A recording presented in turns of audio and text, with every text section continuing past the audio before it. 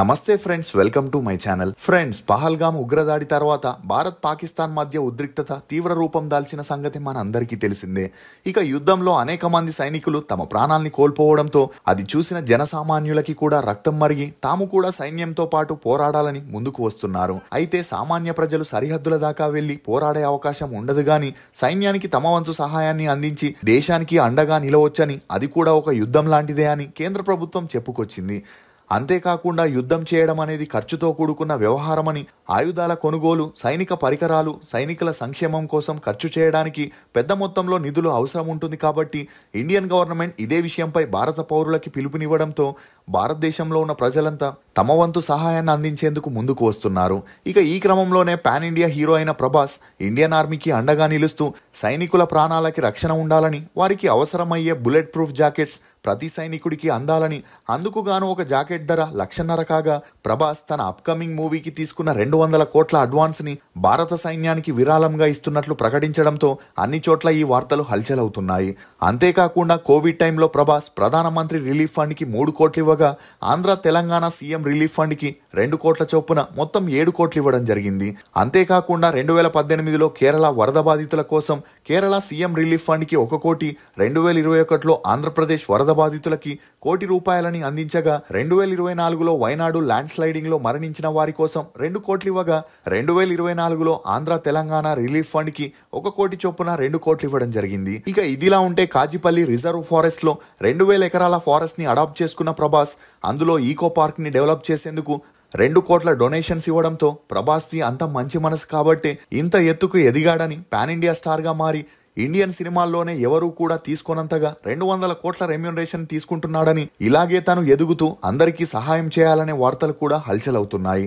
అసలు ప్రభాస్ బ్యాక్గ్రౌండ్ ఏంటి? Pan India star గా ఎలా ఎదిగాడు? 46 ఏళ్ళైనా ఇంకా పెళ్లి ఊసి ఎందుకు ఎత్తట్లేదు? త్రిషా వల్లే ప్రభాస్ ఇలా ఉండిపోయాడా అని నమ్మలేని నిజాల్ని ఈ వీడియోలో చెప్పడానికి నేను ప్రయత్నిస్తాను. మీరు మాత్రం ఈ వీడియోని పూర్తిగా చూడండి. మా కంటెంట్ మీకు ఇన్ఫర్మేటివ్ గా అనిపిస్తే ఒక లైక్ ద్వారా మీ సపోర్ట్ ని మాకు తెలియజేయండి. టీ రుచులతో మీరు అలసిపోయి ఉంటారు, అందుకే మీకోసం బేబర్ చాక్లెట్ ని తీసుకొస్తున్నాం. ఇది రుచికి రుచి, ఆరోగ్యానికి ఆరోగ్యం. ఇందులో ఉండే ఫ్లవనాయిడ్లు రక్తనాళాలని వృద్ధి చేసి గుండె ఆరోగ్యాన్ని పెంచుతుంది. చాక్లెట్ టీ తాగడం ద్వారా ఒంట్లో కొవ్వు పెరగడాన్ని నియంత్రిస్తూ మతిమరుపుని కూడా తగ్గిస్తుంది.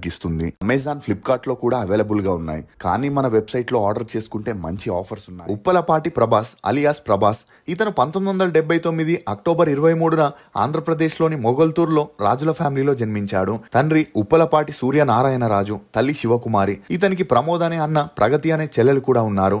ఇక కృష్ణంరాజు గారు ప్రభాస్ కి స్వయాన పెద్దనాన్న కావడంతో చిన్నప్పటి నుండి అతనితో షూటింగ్స్ కి వెళ్ళగా ప్రభాస్ కి కూడా నిదానంగా యాక్టింగ్ పై ఇంట్రెస్ట్ పెరుగుతూ వచ్చింది. ఇదిలా ఉంటే ప్రభాస్ తన స్కూలింగ్ ని భీమవరంలోని డిఎన్ఆర్ స్కూల్లో చదివాడు. ఇక చదువుల్లో అంతంత మాత్రమే ఉన్న ప్రభాస్ తరచూ సినిమాలు చూస్తూ అందులో యాక్టర్స్ చేసే యాక్టింగ్ ని చూసి ఇంటికి వచ్చి ప్రాక్టీస్ చేస్తూ తను కూడా హీరో అవ్వాలనుకునేవాడు. కానీ తండ్రి మాత్రం తనకి మినిమం ఎడ్యుకేషన్ కావాలని, ఆ తర్వాతే ఇండస్ట్రీలోకి తీసుకొస్తానని చెప్పడంతో వేరే దారి లేక ప్రభాస్ శ్రీ చైతన్య కాలేజీలో బీటెక్ లో జాయిన్ అయ్యాడు. ఇక కృష్ణంరాజు గారు 2 పెళ్లిళ్లు చేసుకున్న మగపిల్లలు లేనందువలన ప్రభాస్ ని తన సినీ వారసుడిగా ఇండస్ట్రీకి తీసుకురావాలనుకున్నారు. అందుకు గాను ప్రభాస్ బీటెక్ చదువులకి ఫుల్ స్టాప్ పెట్టించి ఇండస్ట్రీలో లాంచ్ చేయాలని అందుకు కావాల్సిన డాన్స్, ఫైటింగ్, యాక్టింగ్ కోర్సులో జాయిన్ చేపించారు. ఇక ప్రభాస్ తండ్రి సూర్యనారాయణ రాజు గారు కృష్ణంరాజు గారి కొన్ని మూవీస్ కి ప్రొడ్యూసర్ గా వ్యవహరిస్తూ ఎలాగైనా తన అన్నకి సినీ వారసుడిగా ప్రభాస్ ని తీసుకురావాలని, గ్రాండ్ గా లాంచ్ చేయాలని ప్లాన్ చేశారు. అలా ఈశ్వర్ మూవీతో 2002లో ప్రభాస్ తన సినీ అరంగేట్రం చేయగా, ఆ మూవీలో ప్రభాస్ ని చూసిన వారందరూ అతని యాక్టింగ్ కి, స్టైల్ కి ఫిదా అయ్యారు. అలా వెంటనే 2003లో రాఘవేంద్ర మూవీని చేయగా ఆ మూవీ రిలీజ్ అయి ఫ్లాప్ అవడంతో ప్రభాస్ కెరియర్ అటు ఇటుగా ఉండింది. ఇక ఎప్పుడైతే 2004లో వర్షం మూవీ రిలీజ్ అయిందో అటు మాస్ ఆడియన్స్ కి, ఇటు క్లాస్ ఆడియన్స్ కి ప్రభాస్ దగ్గర అవ్వడంతో ప్రభాస్ దిశ మారుతుందని అందరూ అనుకున్నారు. కానీ ఆ తర్వాత వచ్చిన చక్రం, Adavi Ramudu movies back to back release అయి ఫ్లాప్ అవడంతో కృష్ణంరాజు గారు, సూర్యనారాయణ గారు టెన్షన్లో పడ్డారు. ఇక ఈ సమయంలోనే ఎస్ఎస్ రాజమౌళి ఛత్రపతి మూవీ స్టోరీని కృష్ణంరాజు గారికి చెప్పగా ఆ స్టోరీ తనకి బాగా నచ్చడంతో ఇమీడియట్ గా ఆ మూవీ షూటింగ్ ని స్టార్ట్ చేసి పోస్ట్ ప్రొడక్షన్ ని కంప్లీట్ చేసుకుని రిలీజ్ చేయగా బ్లాక్ బస్టర్ హిట్ అవడంతో ప్రభాస్ కి స్టార్ హీరో స్టేటస్ ని తెచ్చిపెట్టింది. కానీ ఛత్రపతి తర్వాత పౌర్ణమి, యోగి, మున్నా, బుజ్జిగాడు, ఏక్ నిరంజన్ అని చేసిన ఆ తర్వాత వచ్చిన డార్లింగ్, మిర్చి, మిస్టర్ పర్ఫెక్ట్ మూవీస్ ప్రభాస్ కి కమర్షియల్ మరియు స్టైలిష్ ట్యాగ్ ని తెచ్చిపెట్టాయి. ఇక అలా 2017లో వచ్చిన బాహుబలి మూవీతో పాన్ ఇండియా స్టార్ పట్టాని అందుకున్నాడు. అలా అప్పటి నుండి ప్రభాస్ తన సినీ కెరియర్ లో వెనక్కి తిరిగి చూడాల్సిన అవసరమే రాలేదు.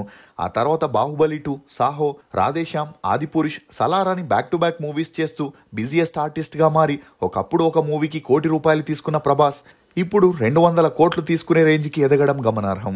ఇక ఇదిలా ఉంటే సినిమా ఇండస్ట్రీలో మోస్ట్ ఎలిజిబుల్ బ్యాచులర్ హీరో ఎవరైనా ఉన్నారా అంటే ఠక్కున గుర్తొచ్చే పేరు ప్రభాస్. బాహుబలితో పాన్ ఇండియా స్టార్ గా ఎదిగిన ప్రభాస్ పెళ్లి మాత్రం ఎప్పుడనేది కన్ఫామ్ గా ఎవరూ కూడా చెప్పలేకపోతున్నారు. ఎందుకంటే ప్రభాస్ మొదటిగా వర్షం మూవీ చేసేటప్పుడు త్రిషాతో ప్రేమలో పడి అలా వీరిద్దరికి మంచి అండర్స్టాండింగ్ రావడంతో డేట్ చేస్తూ పౌర్ణమి, బుజ్జిగాడు మూవీస్లో కలిసి చేయడం జరిగింది. దీంతో త్రిష తెలుగులో బిజియెస్ట్ ఆర్టిస్ట్గా మారి ఇటు ప్రభాస్తో డేట్ చేస్తూనే మరోవైపు తమిళ్లో విజయ్తో కూడా ప్రేమాయణాన్ని సాగించడం. అంతేకాకుండా కృష్ణంరాజు గారికి త్రిష గురించి పూర్తిగా తెలిసుండగా వీరి పెళ్లికి ఒప్పుకోకపోవడంతో హార్ట్ బ్రేక్ అయిన ప్రభాస్ తనకి వేరే దారి లేక త్రిషతో ఉన్న రిలేషన్ ని తెంచుకున్నాడు. ఈ కారణంతోనే 2008 తర్వాత వీరిద్దరూ కలిసి ఏ మూవీలోనూ యాక్ట్ చేయలేదని చెప్పొచ్చు. ఇదిలా ఉంటే 2009లో బిల్లా మూవీ చేసేటప్పుడు అనుష్కతో తనకి మంచి పరిచయం పెరిగి అది కాస్త నిదానంగా మిర్చి మూవీ వరకు ప్రేమగా మారింది. ఇక అలా వీరి ప్రేమ గురించి మీడియాలో గుసగుసలు వినిపిస్తుండడంతో కృష్ణంరాజు గారికి సినిమా హీరోయిన్ తమ ఇంటి కోడలుగా రావడం ఇష్టం లేక ప్రభాస్తో వద్దని చెప్పగా అనుష్కతో ఉన్న రిలేషన్ కి ఫుల్ స్టాప్ పెట్టి అప్పటి నుండి వీరిద్దరూ ఫ్రెండ్స్ విత్ బెనిఫిట్స్ లో ఉంటూ వస్తున్నారు. ఇక ఇదిలా ఉంటే ఆదిపురుష్ మూవీ చేసేటప్పుడు ప్రభాస్ కి కృతి సనన్ కి మధ్య మంచి అండర్స్టాండింగ్ వచ్చి వీరిద్దరూ ఒకే ఇంట్లో లివింగ్ టుగెదర్ లో ఉన్నారని, దీంతో వీరికి మంచి అండర్స్టాండింగ్ రావడంతో త్వరలోనే ఎంగేజ్మెంట్ కూడా చేసుకోబోతున్నారనే వార్తలు చక్కర్లు కొట్టడంతో ఈ వార్తలపై కృతి సనన్ కాఫీ విత్ కరణ్ షోలో స్పందిస్తూ ప్రభాస్ తనకి మంచి స్నేహితుడని, అయినా తనకి పెళ్లి చేసుకునే ఉద్దేశం ఇప్పట్లో లేదని, కెరియర్ ఇంకా ఉందని, ముందు కెరియర్ మీద ఫోకస్ పెట్టాలని, ప్రభాస్ మైండ్ సెట్ కూడా ఇదేనని, తను కూడా ఎప్పుడు వర్క్ గురించి ఆలోచిస్తాడని, ఈ ప్రేమ పెళ్లి టాపిక్స్ ఎప్పుడూ తమ మధ్య రాలేదని చెప్పుకొచ్చింది. ఇక ఇదిలా ఉంటే 2010లో ప్రభాస్ తండ్రి మరణించగా 2022లో పెద్దనాన్న అయిన కృష్ణంరాజు గారు అనారోగ్య కారణంగా మరణించడంతో ఫ్యామిలీ బాధ్యతలన్నీ ప్రభాస్ మీదే పడ్డాయి. ఇక అలా కృష్ణంరాజు గారి 3 కూతుర్ల బాధ్యతల్ని కూడా ప్రభాసే తీసుకొని వారికి పెళ్లి చేయకుండా తను పెళ్లి చేసుకోకూడదనే నిర్ణయం తీసుకున్నట్లు తెలుస్తుంది. ఏదేమైనా ప్రభాస్ త్వరలోనే తన చెల్లెళ్ళకి పెళ్లి చేసి తను కూడా పెళ్లి చేసుకుని ఒక ఇంటివాడు అవ్వాలని మనందరం కోరుకుందాం. ఇక ఈ క్రమంలోనే ప్రభాస్ ఇండియన్ ఆర్మీకి సపోర్ట్ చేస్తూ యుద్ధం చేయడం అనేది ఎంతో ఖర్చుతో కూడుకున్న వ్యవహారమని, ఆయుధాల కొనుగోలుకి, సైనికుల సంక్షేమం కోసం అందరూ తమకి తోచినంత నిధుల్ని పంపించాలని తన ఫ్యాన్స్ ని రిక్వెస్ట్ చేసుకోవడంతో ఇప్పుడు అన్ని చోట్ల ఇదే న్యూస్ హల్చల్ అవుతుంది. ఇది ఫోక్స్ నటుడు ప్రభాస్ గురించి కొన్ని నమ్మలేని నిజాలు. ఈ వీడియో మీద మీ అభిప్రాయాన్ని కమెంట్ సెక్షన్ లో తప్పకుండా తెలియజేయండి. మేము చేసిన ఈ వీడియో మీకు నచ్చినట్లయితే ఒక లైక్ ద్వారా మీ సపోర్ట్ మాకు తెలియజేయండి. For more interesting videos please subscribe to CR Muchatlu. Thank you.